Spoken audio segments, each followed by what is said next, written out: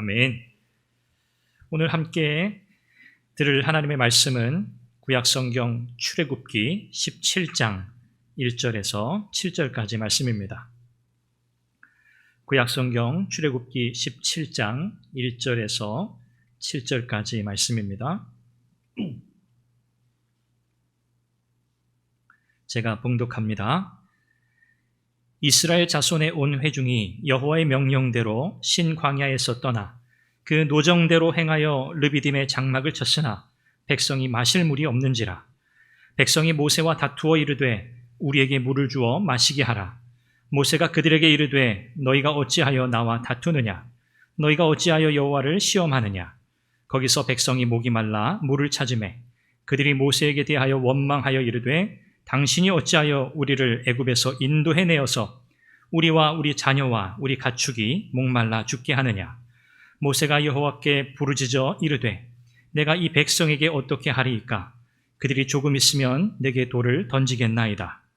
여호와께서 모세에게 이르시되 백성 앞을 지나서 이스라엘 장로들을 데리고 나일강을 치던 내 지팡이를 손에 잡고 가라. 내가 호렙산에 있는 그 반석 위 거기서 내 앞에 서리니 너는 그 반석을 치라. 그것에서 물이 나오리니 백성이 마시리라. 모세가 이스라엘 장로들의 목전에서 그대로 행하니라. 그가 그곳 이름을 마사 또는 무리바라 불렀으니 이는 이스라엘 자손이 다투었으며 또는 그들이 여호와를 시험하여 이르기를 여호와께서 우리 중에 계신가 안 계신가 하였음이더라. 아멘. 아멘. 출애굽한 이스라엘 백성들의 여정을 지난주에 말씀을 통해 우리가 살펴보았습니다. 이 출애굽의 여정이라고 하는 것은 하나님의 특별한 인도하심이었다. 우리가 그렇게 기억하고 있습니다. 하나님의 인도하심 가운데 광야길로 들어선 이스라엘 백성들. 이 광야라고 하는 것은 하나님께서 그들을 특별하게 훈련시키고자 하셨던 특별한 훈련의 장소였죠. 마라와 엘림의 은혜를 모두 경험했던 이 이스라엘 백성들은 이제 엘림과 그리고 이 시내산 사이에 있는 신광야라고 하는 곳에 들어서게 됩니다. 15장, 16장에 걸치는 내용을 제가 여러분들에게 소개하고 있습니다. 자, 이곳에 도착한 이스라엘 백성들, 그들이 얼마 전에 이 마라와 엘림의 은혜를 경험했으니까 야, 이젠 정말 성령 충만하겠구나. 이젠 정말 그들의 마음이 하나님의 은혜로 가득 차 있겠구나라고 생각할 수 있습니다. 자, 그런데 이 신광야에 들어선 이스라엘 백성들이 어떤 모습을 보여주나요? 감사는커녕 또다시 불평하기 시작합니다. 이 신광야에서의 불평의 문제는 뭐였냐면 물이 아니라 떡과 고기의 문제였죠. 물은 마셨어요. 이제는 뭐가 생각이 나는 거죠? 애굽에서 먹었던 떡과 고기가 생각난다는 거예요. 이 광야에서는 그런 음식을 먹지 못했으니 우리가 그 음식 먹고 싶은데 먹지 못하니 우리가 굶어 죽게 생겼구나. 뭐랄까요? 좀 과장한다고 할까요? 이 이스라엘 백성들이 이제 우리가 떡이 먹고 싶다, 고기가 먹고 싶다라고 하면서 불평하고 있는 겁니다. 하나님은 참 은혜로우시죠. 이렇게 또 불평하는 이스라엘 백성들에게 하나님께서 안식일을 제외하고 매일같이 하늘로부터 무엇을 내려주시죠? 만나와 메추라기를 내려주십니다. 하나님의 정말 이 하나님의 은혜지요. 하나님의 사랑이죠. 이 하늘로부터 내려오는 이 신령한 양식을 하나님께서 이 이스라엘 백성들에게, 불평하는 이 백성들에게 매일같이 내려주시는 거예요. 조건이 있죠. 오늘 먹을 분량만 거두라는 거예요. 내일 양식을 위해서 어떻게 하지 말아라? 남겨두지 말아라. 왜 그랬을까요? 왜 하나님은 매일같이 들에 나가서 하나님께서 주시는 공급하시는 그 양식을 거두도록 하셨을까요? 또 자기가 먹을 만큼만, 자기 양껏만 가져오도록 하셨어요. 남겨두지도 말라고 하셨어요. 그 다음날 양식은 어떻게 해야 돼요? 또 나가서 또 거두어야 해요. 이것은 우리에게 무엇을 가르칠까요? 우리에게는 하나님의 은혜가 날마다 필요하구나. 날마다 필요하구나. 어제 은혜 받았으니까 내일 것까지 2배 받아놓자, 충전해 놓자, 그런 거 없어요. 오늘도 우리에게 은혜가 필요하고 내일도 은혜가 필요하고요. 또 그 다음날도 은혜가 필요해요. 그래서 우리는 매일 은혜가 필요한 존재라는 거예요. 이 사실을 하나님께서 가르쳐 주신 겁니다. 자, 그런데도 불구하고 여러분 어땠나요?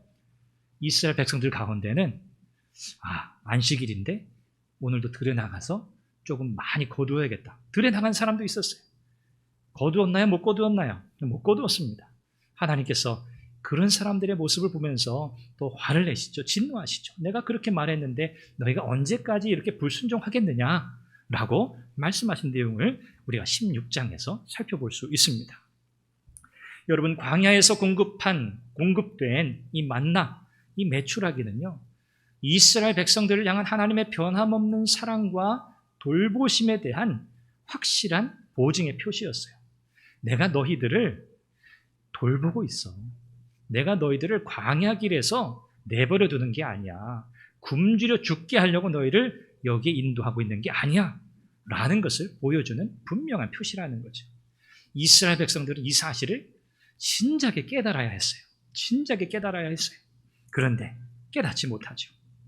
이 이스라엘이 가나안 접경에 이르기까지 약 40여 년의 세월 동안 하나님은 날마다 이 만나를 공급하십니다. 하나님의 놀라운 은혜죠. 자, 이런 과정을 이제 지나가고 있어요, 이스라엘 백성들이. 자, 오늘 본문에 이제 이르게 되면요, 마라, 엘림을 거쳐서 신광야를 거쳐서 이제 르비딤이라는 곳에 도착합니다. 이 르비딤은 엘림과 신의 산, 호렙산 같은 이름이에요. 이 엘림과 신의 산 사이의 장소인데, 신의 산 가기 전에 마지막으로 이스라엘 백성들이 장막을 쳤던 장소가 바로 르비딤이라고 하는 장소입니다. 자, 이 르비딤이라고 하는 이 장소에 이르기까지 이스라엘 백성들은 하나님의 명령대로 따라가는 법을 배워가고 있어요. 오늘 본문 1절에도 보면 여호와의 명령대로라고 하는 표현이 등장해요. 기록되어 있어요. 모세가 하나님의 말씀을 듣고 여호와의 명령대로 행했다라고 하는 표현도 그 이전의 장에서 등장하고 있어요. 아, 그렇구나. 이스라엘 백성들은 지금 뭘 배워가고 있나? 하나님의 말씀대로 살아가는 법을 배워가고 있구나라는 것을 우리에게 보여주는 장면이에요. 자, 마라로부터 신광야를 거치면서 르비딤이라고 하는 곳에 도착하게 됩니다. 애굽에서 지낼 때야 여러분 비록 노예 신분이지만 그들이 나름 자유가 있었어요. 그래서 그들이 하고 싶은 대로 먹고 싶은 대로 나름대로 자기 멋대로, 좀 표현이 그렇지만 자기 마음대로 살 수 있었죠. 그런데 광야라고 하는 이곳은요 전혀 달라요. 애굽에서처럼 살았다가는 큰 코 다치는 곳이에요. 그렇게 살아갈 수 있는 곳이 아니에요. 출애굽 이후의 광야의 여정은 어떻습니까? 철저히 하나님의 인도하심을 믿고 순종하며 나아가는 삶이어야 한다는 거죠. 이것을 가르치고 있어요. 여러분 기억해 보십시오. 홍해의 놀라운 기적, 마라의 쓴물이 단물로 바뀌었던 그 놀라운 기적, 하늘로부터 내리는 신령한 이 만나와 메추라기와 같은 이 놀라운 하나님의 공급하심에 대한 이 기적, 여러분 이 정도 경험했으면 우리가 3종 세트라고 그렇게 표현해 볼까요? 하나님의 은혜를 이렇게 놀랍게 경험했으면 자연스러운 반응, 여러분 어떻게 반응하시겠어요? 이야, 그렇군. 하나님이 정말 살아계시구나. 하나님이 정말 우리를 돌보고 계시는구나. 하나님은 우리의 필요를 지금 세밀하게 살피고 계시지. 야, 역시 우리 하나님 정말 멋진 분이셔. 우리 하나님께 영광을 돌려야겠다. 하나님께 감사를 드려야겠다. 여러분 이게 정상적인 반응이겠죠. 우리가 그냥 생각해봐도 우리가 만약에 이런 은혜를 경험했다면, 기적을 경험했다면 우리는 아마 더한 것도 하지 않았을까 싶어요. 자, 그런데 이스라엘 백성들은 어떻습니까? 그렇게 하지 않았어요. 하나님의 존재를 인정하는 것도 아니고 하나님의 은혜를 감사히 여기는 것도 아니에요. 이스라엘 백성들이 뭐 하기 시작합니까? 또 불평하기 시작해요. 하나님의 은혜의 역사를 기억하지 않을 때 바로 위기가 찾아오는 겁니다. 그 위기가 뭡니까? 바로 이 르비딤에서 후에 모세가 마사 또는 무리바라고 부르는 이곳에서 하나님을 시험한 거예요. 이스라엘 백성들이. 이것이 오늘 위기의 내용이라고 할 수 있습니다. 자, 여러분 광야는 우리가 아는 것처럼 환경이 척박합니다. 이미 마라에서 이 물에 대한 문제 때문에 얼마나 이게 중요한지 우리가 이미 살펴보았어요. 그런데 이 르비딤에 이르렀는데 또 뭐가 없는 거예요? 마실 물이 또 없는 거예요. 여러분 광야는 그렇습니다. 항상 어디 가든지 우리가 마트에 가서 생수를 사서 마실 수 있는 그런 곳이 아니에요. 오아시스가 있어야 마실 수가 있어요. 르비딤에 도착했는데 마실 물이 없는 거예요. 그러자 이스라엘 백성들이 어떻게 반응하죠? 곧 모세를 향해 다투기 시작합니다. 모세에게 나와서 다투어서 말한다. 성경은 그렇게 표현하고 있어요. 그러면서 뭐라고 요구하지? 2절에 보니까 우리에게 물을 주어 마시게 하라. 이거 명령이에요. 명령. 모세에게 나와서 우리에게 물을 주어 마시게 하라. 우리에게 물을 줘. 라고 하는 명령이에요. 자, 여기서 이스라엘 백성들이 이렇게 모세에게 요구할 때 사용된 다투어라고 하는 이 다툰다라고 하는 이 리브라고 하는 이 히브리 이 단어는요. 1차적으로는 육체적으로 몸을 부딪히면서 싸운다 그런 의미를 가지고 있지만 굉장히 과격한 단어입니다. 굉장히 심하게 싸운다. 이 물리적인 싸움뿐만 아니라 이 언어적인 면에서도 우리가 언어 폭행, 이런 언어 폭력 이런 표현 하잖아요. 물리적일 뿐만 아니라 이 언어적으로도 대단히 강력하게 마치 잡아먹을 듯한 기세로 달려드는 그 모양새를 이 다툰다라고 하는 이 단어가 표현하고 있어요.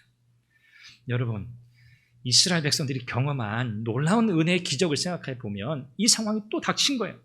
그러면 본보기가 있잖아요. 마라에서 경험한 게 있잖아요. 아, 그때 하나님이 쓴물을 단물로 바꾸셨었지. 엘림에서 풍성한 위로와 쉼을 허락하셨었지. 아, 이번에 또 물이 없어? 야, 걱정할 것 없어. 하나님이 만약에 쓴물이라 해도 단물로 바꾸실 거니까. 이렇게 생각하고 여러분, 우리 함께 모여서 기도합시다. 하나님께서 우리에게 반드시 물을 주실 거예요. 우리 하나님께 우리에게 물을 달라고 우리가 간절히 간구해 봅시다. 여러분, 이 정도 되면 멋지죠. 야, 대단하다. 그렇지. 이래야 좀 사람이지, 정상이지. 이렇게 생각할 수 있어요. 그런데 이스라엘 백성들은요, 전혀 그렇지 않습니다. 오히려 모세를 향해서 나와 다투고요. 지금까지 그들을 인도해 오신 하나님은 아랑곳 어디 계신지 없어요. 하나님이 계신가? 이 뒤에 나오죠. 이스라엘 백성들이 하나님을 시험한 내용 중에 하나예요. 백성들의 원망은요, 마라에서와 별로 다를 것이 없습니다. 당신이 어찌해서, 이 당신은 이제 모세를 가리키는 표현이에요. 이스라엘 백성들이. 우리를 애굽에서 인도해내어서 우리와 우리 자녀와 우리 가축이 목말라 죽게 하느냐? 여러분, 하나님께서 지금 이스라엘 백성들을 죽이시려고 이 무리바 물이 없는 곳으로 르비딤으로 인도하신 건가요? 아니에요. 우리는 다 알고 있어요. 그런데 지금 이스라엘 백성들이 뭐라고 말해요? 우리를 애굽에서 끌어낸 이유가 우리를 광야에서 죽게 하려고 끌어냈구나. 이렇게 얘기하고 있는 거예요. 매우 당황스러운 표현이죠. 그런데 하나님은요, 이 르비딤으로 이들을 이끌어간 목적이 있어요. 하나님은 이스라엘 백성들을 지금 어떻게 하고 계신다고요? 주물럭 다듬어 가고 계시는 거예요. 아직도 이들은 하나님의 백성으로서의 삶을 배워가야 돼요. 여전히 애굽에서의 그들의 푹 젖었던 그 노예 생활에서 벗어나 있지 못해요. 하나님은 그들에게 그래서 또 기회를 주시는 거예요. 하나님은 그들이 원망하고 불평하지만 그래도 또 그들에게 살 길을 열어주시는 거예요. 왜요? 아직 잘 모르니까. 아직도 깨닫지 못하니까. 그래서 르비딤으로 또 인도에 가시는 거예요. 거기서 또 다듬어 가시려고요. 르비딤이라고 하는 이 표현은 아주 의미가 좋아요. 안식처라는 뜻입니다. 안식처. 그런데 이스라엘 백성들에게는 이 안식처가 어떤 장소입니까? 가장 실망스러운 장소가 된 거예요. 이스라엘 백성들은 이런 상황을 딱 맞닥뜨렸을 때 이쯤 되면 우리가 어떤 태도를 취해야겠구나 라고 알아야만 했던 거죠. 그들은 하나님의 역사를 구하면서 기도해야 했고요. 하나님, 마라에서 쓴물을 단물로 바꾸셨던 하나님, 여기서도 우리에게 마실 물을 주세요. 또는 만나와 메추라기를 그들에게 공급하셨던 그 하나님의 공급하심을 그들이 신뢰하면서 하나님의 공급하심을 믿습니다. 인내하면서 기다려야 했어요. 그러나 이스라엘 백성들은 그렇지 못했습니다. 여러분, 이 상황에 지금 이 모세의 심정을 여러분 한번 생각해 보십시오. 모세의 마음이 어땠을까요? 오늘 본문 4절에 보면 이 모세의 심정이 그대로 드러나잖아요. 어떤 표현을 하고 있습니까, 모세가? 하나님, 저 이스라엘 백성들이 지금 나에게 나와서 나를 잡아먹을 듯한 기세로 지금 달려들고 있는데 조금 있으면 이러다가 돌로 나를 쳐 죽일 지경입니다. 이렇게 표현하잖아요. 조금 있으면 저들이 돌로 나를 치겠습니다. 너무너무 지금 황당한 거예요. 모세 입장에서. 복장이 터진다. 그런 표현이지. 복장이 터진다. 복장이 이제 가슴의 정중앙 여기를 표현하는데 어떤 분들은 오장 이렇게 이걸 표현한다 그러기도 하는데 어쨌든 너무 답답한 거예요. 너무 답답한 거예요. 이렇게까지 이스라엘 백성들이 무지할 수가 있나? 이렇게까지 하나님의 은혜를 기억하지 못할 수가 있나? 너무너무 답답한 거죠. 자, 결론은 어떻습니까? 하나님께서 모세를 통해서 이 부르짖고 원망하고 불평하고 있는 이 이스라엘 백성들에게 어떻게 하세요? 호렙산에 있는 한 반석을 치라고 하세요. 그래서 물을 내어서 그들에게 마시우게 하십니다. 참 우리 하나님 정말 우리 사람으로 치면 속이 좋다. 네, 정말 속이 없다 그런 표현을 하기도 하는데 우리 하나님은 이렇게 자비를 보세요. 또 그래도 그들에게 마실 물을 주시는 거예요. 모세는요 정말 어떻게 보면 아직 이제 초반인데도 지긋지긋했을 것 같아요. 이쯤 됐을 때. 그래서 이 르비딤을 뭐라고 부릅니까? 모세는 마사 그리고 또는 무리바라 그렇게 불러요. 마사라는 이 단어는 시험한다 그런 뜻이고요. 무리바라고 하는 건 싸운다, 다툰다 그런 뜻이에요. 이 마사, 시험한다 이것은 무엇을 우리에게 기억나게 합니까? 이스라엘 백성들의 불신앙을 기억나게 하는 단어예요. 마사. 아, 그때 이스라엘 백성들이 그랬지. 거기서 그렇게 모세에게 달려들었지. 그건 하나님께 대한 불평, 원망이었지. 무리바는 또 어떻습니까? 싸운다는 뜻이에요. 이스라엘 백성들의 믿음의 수준 이하라고 하는 것을 보여주는 그런 표현으로 우리에게 지금까지 기억되고 있는 겁니다. 여러분, 문제는요, 잊어버리는 거예요. 하나님의 은혜를 잊어버리는 게 문제예요. 또 문제는 뭐냐? 우리는 잘 잊어버린다는 거예요. 잊어버리는 것 자체가 문제인데 우리는 너무 잘 잊어버려요. 은혜를 잊어버리면 어떤 게 튀어나온다고 그랬죠? 지난주에 제가 말씀드리면서 은혜를 잊어버리는 순간 우리 안에서 원망과 불평이 쏟아져 나온다고 그랬어요. 은혜를 잊는 순간 바로 이런 일이 일어나게 돼요. 여러분 우리가 살아가면서 문제라고 할 만한 일들이 어찌 없겠습니까? 사실 날마다 수많은 문제들을 우리가 맞닥뜨리며 살고 있잖아요. 그런데요, 이 문제를 어떤 관점에서 우리가 바라보느냐, 어떻게 보느냐에 따라서 결론이 다릅니다. 문제를 그래, 하나님께서 나에게 특별한 은혜를 경험하게 하시려는구나 라고 하는 관점에서 보게 되면 어떨까요? 그건 더 이상 문제가 아니에요. 이것은 하나님께서 내게 뭔가 은혜를 베푸시려고 하는 수단이에요. 방편이에요. 그러니까 하나님을 더 신뢰하게 되는 거예요. 하나님을 더 믿게 되는 거예요. 하나님께서 허락하신 거지 내 인생. 그래, 이것을 통해 하나님이 내게 큰 은혜 주실 거야 라고 하는 믿음으로 내 마음이 더 풍성해지는 거죠. 하나님에 대한 신뢰로 더 가득하게 되는 거예요. 그리고 사람들 가운데서도 어떤 갈등의 요소 문제들이 일어난다 해도 이것을 통해서 하나님이 우리를 더 단단하게 만들어 가시려는구나 라고 생각한다면 오히려 사람들 가운데에도 오히려 하나됨을 더 이루어갈 수 있는 중요한 결과를 갖고 와요. 자, 그런데 문제를 다른 관점에서 본다면 어떤 관점에서요? 이건 정말 문제야. 이건 정말 너무너무 나를 괴롭게 하는 거야. 나를 너무너무 힘들게 하는 거야. 나 이것 때문에 정말 죽을 것 같아. 도대체 왜 이런 일이 일어났는지 난 이해할 수가 없어. 라는 관점에서 보게 된다면 어떨까요? 하나님에 대한 믿음? 이건 그냥 사라져버려요. 그리고 원망과 불평하면서 이스라엘 백성들이 그랬던 것처럼 하나님을 시험하게 되는 것이죠. 여러분, 저와 여러분들은 문제를 어떻게 보아야 할까요? 어떤 갈등이 생길 때 우리가 어떤 관점으로 그 상황을 이해해야 할까요? 그렇구나. 하나님께서 우리에게 뭔가 가르치시려는구나. 이것을 통해서 하나님의 목적은요, 우리를 살리는 것이고요. 하나님의 목적은 우리에게 은혜를 주시는 거예요. 우리가 하나님의 백성으로 풍요로운 삶을 살게 하시는 거예요. 풍성한 삶을 살게 하시려는 거예요. 그게 언제나 하나님의 목적이에요.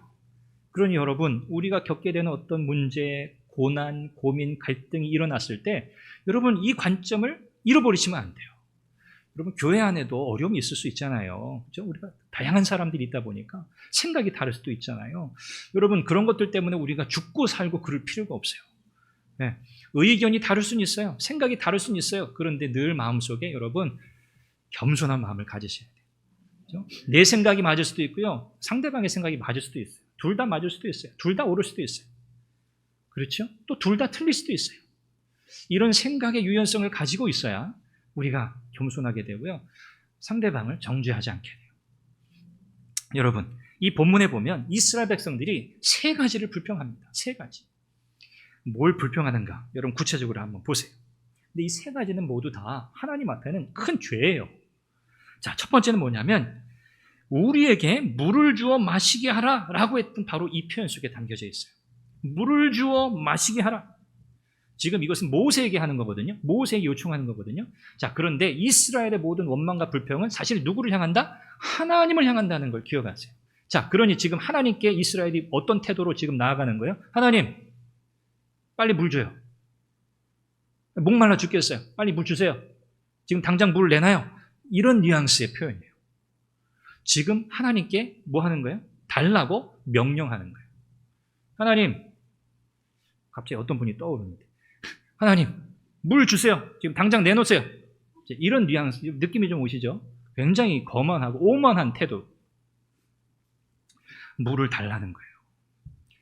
하나님께서 주실 때까지 기다린 게 아니에요. 하나님 좀 주세요. 이렇게 요청한 것도 아니에요. 당장 물을 내놓으세요. 라고 이야기하고 있는 거예요. 그들이 원하는 것은 무엇이든 하나님은 당장 응답하셔야 하는 분으로 지금 생각하고 있어요. 여러분, 하나님이 램프의 요정 문지르면 펑 나와가지고 진입니까? 나오면 주인님 무엇을 들어드릴까? 소원이 뭡니까? 그러면 그 얘기만 하면 다 들어주는 우리 하나님은요, 진이가 아니에요. 지금 이스라엘 백성들은 그런 태도로 하나님을 대하고 있어요. 우리는 어떤가요? 혹시 그런 적은 없으셨겠죠? 우리가 하나님을 요술 램프의 요정인 진이와 같이 여기고 있진 않은가? 그런 적은 없었는가? 이런 질문을 해보게 됩니다. 두 번째는요, 3절에 어찌하여 우리를 애굽에서 인도에 내어서 우리와 우리 자녀와 우리 가축이 목말라 죽게 하느냐? 이 표현 속에 담겨 있어요. 이것은 지금 무엇을 부인하는 거냐면 하나님의 보호하심을 부인하고 있는 표현이에요. 아주 나쁜 습관이죠. 아주 못된 습관이에요. 여러분, 하나님께서 그들을 죽음의 자리에까지 몰아붙이고 그 이스라엘 백성들이 그 고통을 겪는 것을 하나님이 보시면서 즐기기 위해서 지금 이스라엘 백성들을 지금 이끌어내셨다고. 이스라엘 백성들은 지금 그렇게 얘기하는 것과 다름없어요. 하나님이 우리를 이 광야에서 죽게 하려고 우리를 이곳으로 인도해 냈구나. 그들이 이스라엘 백성들의 결론이 큰 거예요. 여러분, 하나님은 그런 분이 아니세요. 우리는 어려운 상황이 닥치게 되면 하나님께서 우리의 삶 속에서 일하고 계신다라고 하는 것을 잊을 때가 많습니다. 문제만 보이거든요. 상황만 보이거든요. 그래서 그 벌어진 일이 어떤 상황이 우리에게 해가 된다, 해롭다 그렇게 여기게 돼요. 그러면 마음이 복잡해지는 거죠. 그래서 여러분, 어떤 문제, 어떤 상황이 발생했을 때 하나님보다 그것이 더 크게 보이면 안 됩니다. 항상 누가 더 커야 돼요? 하나님이 커야 돼요. 하나님은 점점 커져야 하고요. 문제는 점점 작아져야 돼요.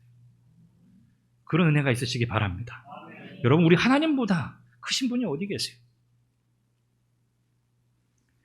세 번째는요, 7절에 야, 이거 참 가관입니다. 하나님이 우리 가운데 계신가 안 계신가? 갸우뚱? 계신가? 안 계신가?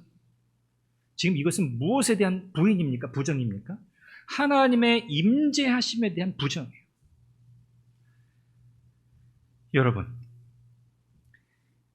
애굽에 있을 때 출애굽 직전에 이스라엘이 경험했던 놀라운 기적, 10가지 재앙으로부터 어땠습니까? 이스라엘 백성들은 안전했어요. 그렇죠?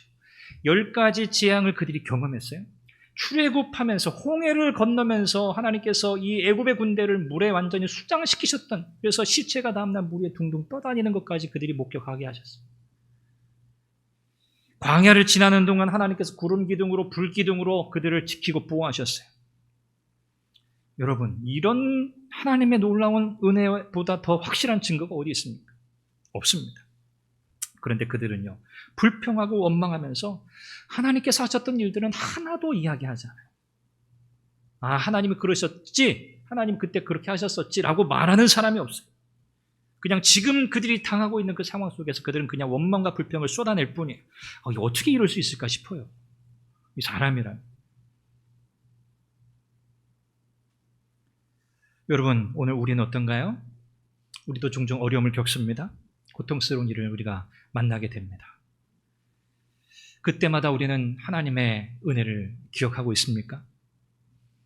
아니면 그 은혜를 잊어버리고 하나님을 원망하는 그런 일들이 더 많았습니까? 감사는 없고 원망과 불평으로 가득해서 은혜를 잊어버린 이 이스라엘 백성들과 같지는 않았는가? 우리의 삶을 돌아볼 수 있기를 원합니다. 여러분, 하나님은요, 어떤 그 기독교 작가가 그런 제목의 책을 쓰기도 했어요. 하나님, 나는 당신께 실망했습니다. 내가 고통당할 때 하나님 어디 계셨나요? 이 제목이에요. 책의 제목. 물론 그 책의 제목처럼 하나님을 부정하고 하나님의 존재, 하나님의 임재를 부정하는 결론은 아닙니다만 그렇게 느낄 수 있다는 거죠. 우리는 연약해서. 내가 고통당할 때 하나님 어디 계셨어요? 내가 정말 저 인생의 밑바닥에 떨어졌을 때 하나님은 내가 그렇게 부르짖었는데 하나님 내게 응답하시지 않았잖아요. 라고 여겨지는 상황들이 너무 많다는 거예요. 여러분, 그럼에도 불구하고요, 하나님은요, 한순간도 우리를 떠나신 적이 없습니다.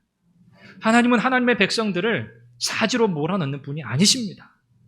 하나님의 모든 행하심에는 다 목적이 있는 거예요. 우리가 그 순간 고통과 어려움을 이겨내야 해요. 믿음으로 감당해야 하는 것이죠. 은혜가 필요합니다. 여러분, 시편에 보면 이 이스라엘 백성들이 이 광야에서의 이 말도 안 되는 역사를 대대로 교훈을 삼고자 시편 여러 곳에서 이 사건을 언급하고 있어요. 시편 95편 7절에서 11절에 보면 너희는 무리바에서와 같이 또 광야의 마사에서 지냈던 날과 같이 너희 마음을 완악하게 하지 말지어다.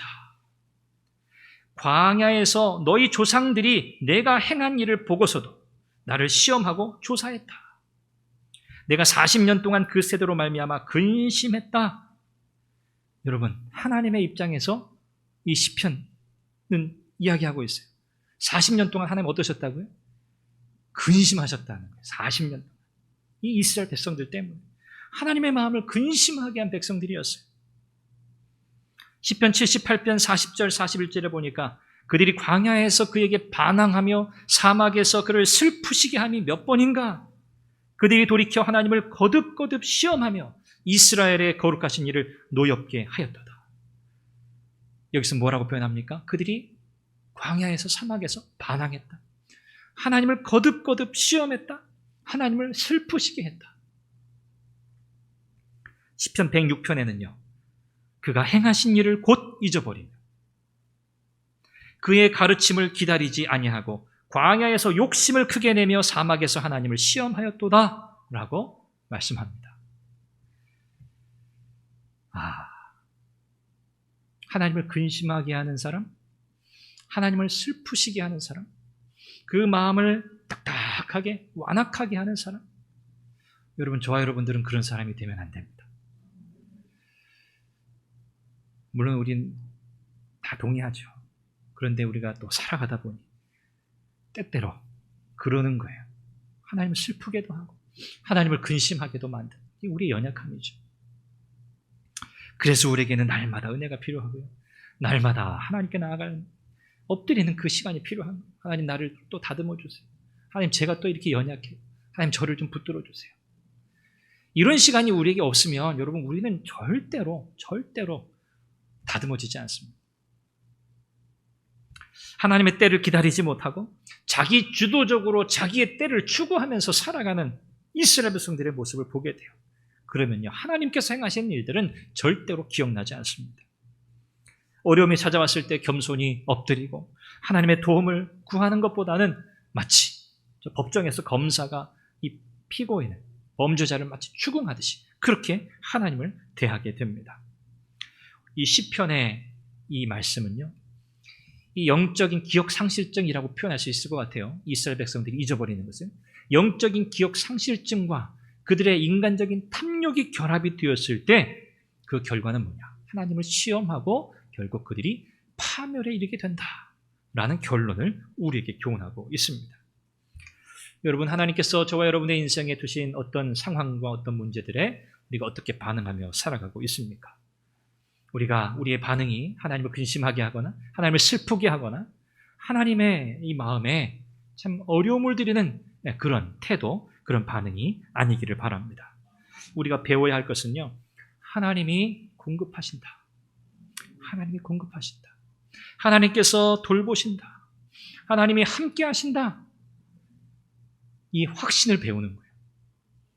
우리의 이 신앙의 여정, 우리가 인생의 마침표를 찍는 그 순간까지 우리는요, 이거 배우면서 살다 가는 거예요. 아, 하나님이 공급하시지. 하나님이 돌보시지. 하나님이 나와 함께 하시지. 평생 이거 경험하다가 우리 하나님 나라 가는 거예요. 말씀을 맺습니다. 하나님께서 불평하는 이스라엘 백성들, 물을 달라고 모세에게 다투어 나오던 이 이스라엘 백성들을 불쌍히 여기셨어요. 그래서 모세를 이끌고 호렙산 가운데 있는 성경의 표현에 의하면 그 반석, 호렙산에 있는 그 반석으로 모세를 이끌어 갔어요. 그리고 모세의 지팡이, 여러분 호렙이라고 하는 곳이 여러분 모세에게는 굉장히 의미 있는 장소잖아요. 왜 그렇죠? 하나님이 어디서 모세를 부르셨어요? 호렙산에서 모세를 부르셨잖아요. 모세에게는 소명, 부르심을 받은 장소이기도 해요. 이 호렙산. 이 모세가 처음으로 하나님의 부르심을 받았던 이 호렙산으로 하나님께서 모세를 다시 세우셔요. 그 반석 위, 거기서 내가 너의 앞에 서겠다. 그 반석을 쳐라. 6절에 그렇게 말씀. 하나님께서 그 반석 위에 서시겠다는 거예요. 그 반석. 그러니까 그 반석과 하나님이 동일시되는 거거든요. 그 반석은 이퀄 하나님이세요. 그 반석을 치라. 이건 하나님을 친다. 그런 뜻이에요. 자, 이 반석이 뭘 의미할까요? 예수 그리스도를 예표합니다. 예수 그리스도. 여기서 말하는 그 반석은 바로 예수 그리스도예요. 고린도전서 10장 1절에서 4절에서 사도 바울이 그렇게 해석하고 있어요.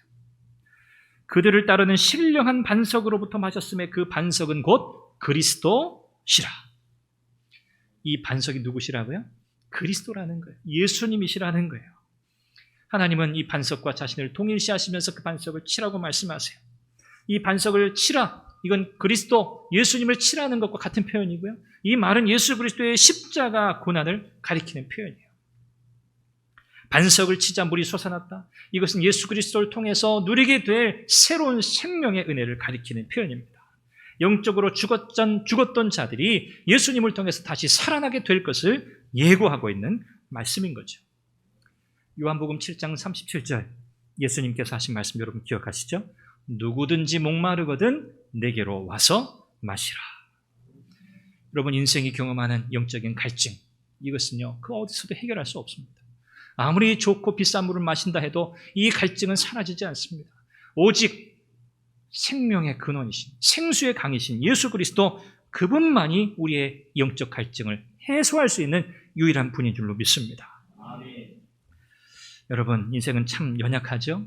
참 어리석습니다. 좀 지혜롭다 생각하고 좀 내가 그래도 지식이 있다 생각해도요 사실 별로 좀 사람마다 뭐 차이는 있겠지만 사실 다 거기서 거기입니다. 조금만 어려운 일이 생기면 금방 우리는 근심하게 되고요. 힘들어하고요. 이전까지 하나님께서 우리의 인생 속에서 베풀어 주셨던 기적 같은 은혜들이 얼마나 많은데, 그렇죠? 우리는 어떤 문제 앞에 또 그렇게 반응하게 돼요. 그러면서 하나님의 은혜를 기억하기보다 또 하나님을 잊어버리고 마치 저 도마처럼 눈에 보여지는 것만을 이렇게 믿으려고 하는 그런 경향이 우리에게 참 많습니다. 여러분 히브리서 11장 1절 말씀 여러분 또 기억하시죠? 믿음은 바라는 것들의 실상이요 보이지 않는 것들의 증거다 그랬습니다. 여러분 믿음으로 산다는 것은요 눈에 보이는 것을 붙들고 가는 게 아닙니다. 눈에 보이지 않지만 그것을 내 눈에 보는 것처럼 사는 거고요. 지금 내 손에 쥐고 있지 않지만 마치 쥐고 있는 것처럼 그렇게 살아가는 게 믿음의 삶입니다. 여러분 우리 가운데 하나님을 본 분이 있나요? 아무도 없습니다. 그럼에도 불구하고 우리는 어떻게 하죠? 우리 주님을 사랑합니다. 예수님을 우리는 본 적이 없어요. 그분의 모습을 우리는 본 적이 없어요. 수많은 사람들이 그림도 그려보고 상상 속에 이랬을 것이다 저랬을 것이다. 그러나 그분이 예수님은 아니세요. 그럼에도 불구하고 우리는 예수 그리스도를 사랑합니다. 이것이 믿음인 거죠. 여러분, 지금 우리 눈앞에 보이는 것이 없어도요, 하나님이 우리와 함께 하심을 믿고 그분의 명령대로 그분의 말씀을 따라 순종하며 살아가는 저와 여러분들 될 수 있기를 간절히 바랍니다. 하나님께서 이 호렙산, 이 시내산에서 이스라엘 백성들과 함께 하셨던 것처럼 하나님은 오늘 주님의 백성된 이 선한 교회, 이 믿음의 공동체와 함께 하신 줄로 믿습니다. 하나님은 지난 20년간 함께 해 오셨고요. 앞으로 20년, 아니 30년, 40년, 글쎄 그건 모르겠습니다. 하나님께서는 이 교회를 지나온 세월 그 이상 우리가 상상할 수 없을 만큼 하나님이 이 교회를 복되게 하실 것이고요. 하나님께서 이 교회를 지키실 겁니다. 하나님이 이곳에 세우신 목적이 있고요. 이유가 있습니다. 여러분, 이곳에서 우리가 각자에게 주어진 이 귀한 은혜의 역사, 이 은혜의 사명을 우리가 성실하게 서로 힘을 내고 격려하고 위로하고 사랑하고 서로 문제가 있을 때마다 우리가 함께 기도하고 또 아픔을 함께 공유하고 그렇게 다독여 가면서 우리가 함께 주님의 교회를 섬겨간다면 하나님께서 이 교회를 얼마나 기뻐하실까요? 하나님께서 이 선한 교회를 통해서 하시고자 싶은 일들이 얼마나 많을까요? 하나님 그 일들을 이루시리라고 저는 믿습니다. 우리의 인간적인 기준, 우리의 시간 개념 속에서 하나님의 역사를, 은혜의 역사를 우리가 재단하지 말고요. 하나님께서 우리 가운데 자유롭게 역사하시도록, 하나님께서 우리 가운데 편하게 역사하시도록, 그렇죠? 우리가 우리의 자신의 영적인 삶을 잘 돌보고요. 서로의 삶을 또 귀하게 여기면서 그렇게 맡겨주신 일들을 하나하나 잘 감당해가는 우리 선한교회 믿음의 가족들이 되시기를 바랍니다. 우리 주님은 반석이십니다. 결코 흔들리지 않으십니다. 우리는 그분의 공급하심을 믿습니다. 우리는 그분의 돌보심을 믿고요. 그분이 우리와 영원토록 함께 하시겠다고 하신 그 약속을 우리는 믿습니다. 우리의 인생의 마지막 마침표를 딱 찍는 순간, 우리의 호흡이 딱 끊어지는 그 순간까지 여러분, 우리의 매일매일의 삶이 하나님의 은혜의 역사를 써내려가는 역사의 한 페이지 한 페이지가 될 수 있기를 바랍니다. 그래서 여러분의 삶은요, 너무 귀한 거예요. 여러분의 삶이 곧 하나님의 역사예요. 하나님 여러분의 삶을 통해 하나님이 어떤 분이신지를 드러내실 거고요. 위대한 복음의 역사를 이루실 줄 믿습니다. 어려운 시기, 힘든 시기, 여러분 하나님을 끝까지 신뢰하면서 은혜를 잊지 않고 기억하며 날마다 서는 저와 여러분들 될 수 있기를 주님의 이름으로 축원합니다. 기도합니다. 자비하신 아버지 하나님, 이스라엘 백성들이 경험했던 놀라운 기적의 은혜, 그들은 수많은 은혜를 경험했음에도 불구하고 하나님을 잊고 살았던 세월이 많았습니다. 오늘 말씀을 통해 우리는 결론을 얻습니다. 하나님은 우리의 공급자이시다. 하나님은 우리와 함께 하신다. 하나님 우리를 복주시기 원하신다. 하나님의 백성들을 결코 포기하지 않으시는 하나님의 사랑 은혜를 깨닫습니다. 하나님, 우리가 주님 나라 가는 그 순간까지, 하나님 나라에 이르기까지 우리의 삶에 인생에 두신 수많은 문제와 어려움들을 넉넉히 이기게 하시고 하나님의 은혜로 말미암아 우리의 인생에 펼쳐질 정말 복되고 흥미진진한 그 은혜의 역사들을 오히려 기대하는 마음으로 바라볼 수 있도록 역사해 주시옵소서. 우리는 하나님의 은혜의 역사를 장식하는 역사인 줄 믿습니다. 우리의 삶이 하나님을 드러내는 증거가 되게 해 주옵소서. 하나님의 살아계심을 입증하는 증거 자료가 되게 하여 주옵소서. 이것이 우리의 자자손손 믿음의 대를 이어 증거가 되게 하여 주옵소서. 예수님의 이름으로 기도합니다.